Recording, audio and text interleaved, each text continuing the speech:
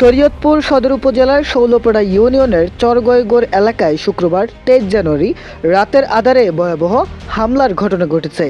সদর উপজেলার UP chairman Abdul Mannan খানের বসতবাড়ি সহ অন্তত 12টি ঘরে অগ্নিসংযোগ, ককটেল বিস্ফোরণ, ভাঙচুর এবং লুটপাটের ঘটনা ঘটেছে। পুলিশ ও স্থানীয় সূত্রে জানা গেছে, আব্দুল মান্নান খান ভাসানী আগে সদর উপজেলার আওয়ামী লীগের একজন সক্রিয় সদস্য ছিলেন।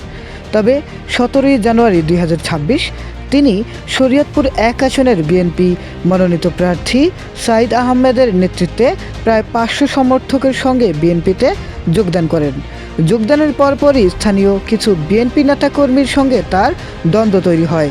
হামলার আগের দিন বৃহস্পতিবার তিনি স্ত্রী ও সন্তানদের সঙ্গে দুবাই সফরে চলে যান। হামলায় তার বসতবাড়ির 3টি ঘরে আগুন লাগানো হয়। এছাড়া সমর্থকদের 9টি আধা পাকা টিনের ঘরে অগ্নিসংযোগ, ভাঙচুর এবং লুটপাটেরও ঘটনা ঘটেছে। পরে পুলিশ ও সেনাবাহিনী ঘটনাস্থল থেকে 3টি অবিস্ফোরিত ককটেল উদ্ধার করেছে। এ বিষয়ে শরীয়তপুর 1 আসনের বিএনপি প্রার্থী সাইদ আহমেদ বলেন, আমি প্রতিহিংসার রাজনীতি চাই না। এই ধরনের হামলায় শিশুসহ বয়স্করা আক্রান্ত হতে পারত। যেভাবে ঘরবাড়ি ভাঙচুর ও লুটপাট করা হয়েছে তা কোনো মানুষের কাজ হতে পারে না।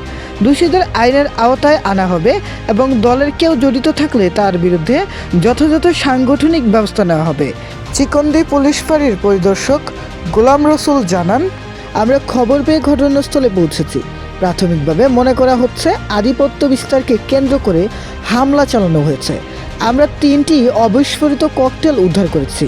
আইনগত ব্যবস্থা গ্রহণের প্রক্রিয়া চলমান রয়েছে।